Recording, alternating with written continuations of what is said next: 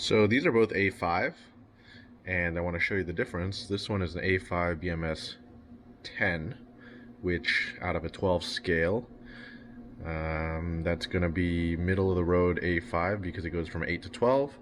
This is a ridiculous Sendai BMS 12, and you can see just how much fat it has. These are striploins, which normally on an American Angus, striploin is going to be significantly less marbled than your ribeye.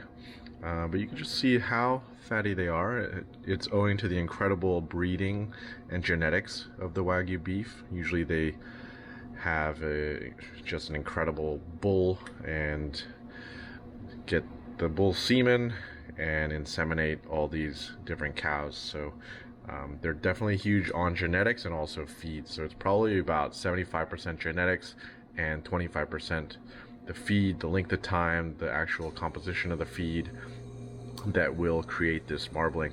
And it's not just about creating a bunch of fat, because when the cows eat a lot of grain, which these cows do, you might get huge fat cap, but you might not get the fat in the intramuscular area, in the middle, marbling next to the meat. You might get just the fat cap, but you can see here that even though it's crazy marbled, you have fat meat, fat all over. So that is one thing that's pretty special about Wagyu, is they've been bred for hundreds of years. And over here, this is one of my absolute favorite beefs. It's Chichiri, which is the best farm from Hida. Hida, if you look it up, it's right up there with Kobe beef. I prefer it. We get it in A4 and A5. This is A5, and depending on the cut, some of the cuts I think shine better in A4 and some of them shine better in A5. When I get the specification from Japan, I have them break the strip loins. Normally the strip loin will be triple this size, but I have them break it into 3 pieces. It makes it much easier for us to sell to restaurants, us to sell to butcher shops, and also for us to break it down more easily in-house. You can see that the Japanese spec, they include this rib meat on the strip and also the ribeyes. And this is actually considered a strip, but the Japanese specification of strip will move at least one rib over, closer to the front of the animal. So you're going to see the spinalis on the strip, because that one is actually more like an American ribeye. But it's because the specification is slightly different, and one of them is actually considered an American ribeye.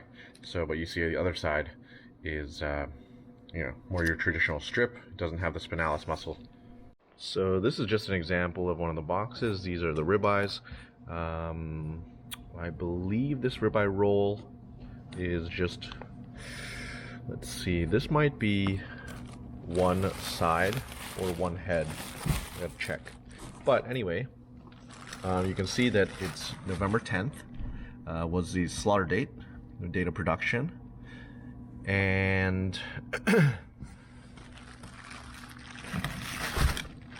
today is December the 8th. So after slaughter, it hangs in Japan, then it gets broken down, then it ships over to us in America. It's got to go through USDA customs and the inspection, and we are left with these beautiful ribeyes.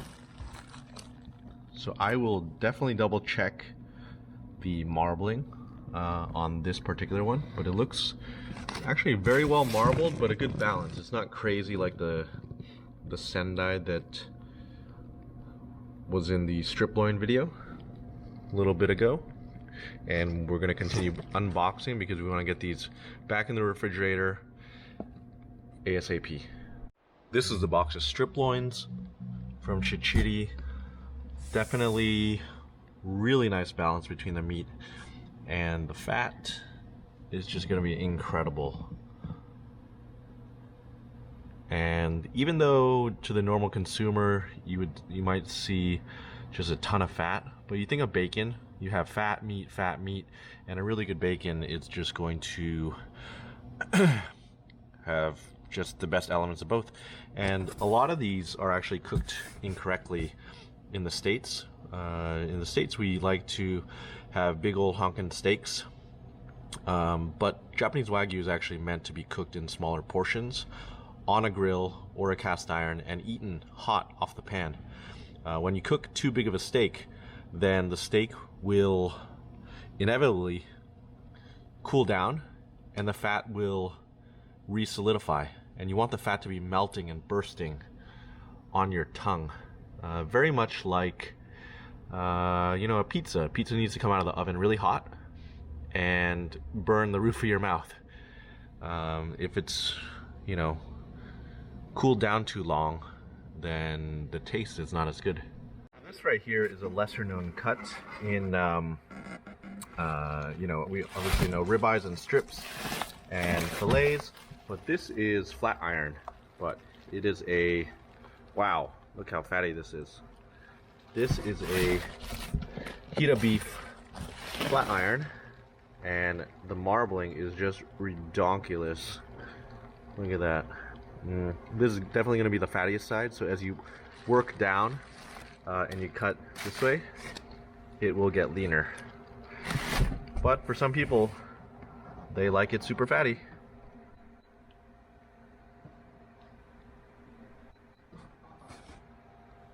Now, these are rib caps. These are some absolutely beautiful rib caps. Now, the rib cap is not necessarily what you may think in America as a ribeye cap. A ribeye cap is actually the spinalis muscle. Let me just pull it over here. This is what you would purchase as a rib cap in America. And so this is the lifter meat. Let me pull this out of the way. This lifter meat sits on top of the ribeye like that. Okay, so you can just see how massive that is. Oh, wow, look at these striploins. I'm on a call right now, but had to mute them just to show you these. Wow, absolutely epic. So I want to go over these different cuts. This is a chuck eye. This is also a chuck eye. These are all the cuts from the chuck. This is a chuck eye, but it is next to the ribeye. You can see that this right here looks like a ribeye. This is the chuck cap, which it attaches to the ribeye cap that we were showing earlier. This, one of my favorite cuts, absolutely, zabuton. Zabuton is a Denver cut, but in Japan, this is actually more expensive than ribeye, strip, and fillet. It's one of the most sought after cuts, and it's actually the name of my company.